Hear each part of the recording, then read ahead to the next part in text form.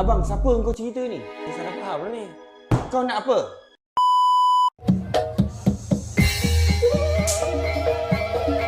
Oi! Pergi tengok lampu sana. Pasang dulu lampu. Dah Pak Uda. Dah. Kau kenapa? Kau okey tak okey ni? Saya okey, Pak Uda. Duduk.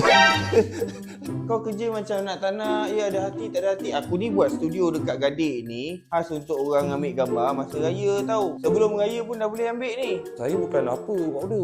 Mak saya tu dia lebih kepada abang saya lah. Abang saya minta suruh dapat. Saya belum minta dia dah tak dapat. Itu yang saya macam tak puas hati tu. Itu macam baju dia dapat, tak kasut dapat. Saya belum nak minta, baru niat.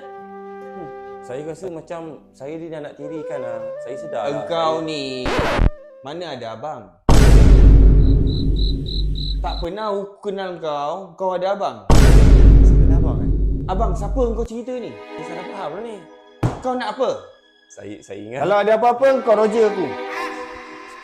Tapi Pak... Aduh Pak Uda ni dah pergi store pula. Dah pergi store payah pula nak panggil ni.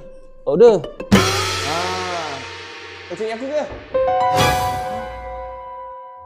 Kau dia punya kasut raya. Sneaker anak-anak sidik.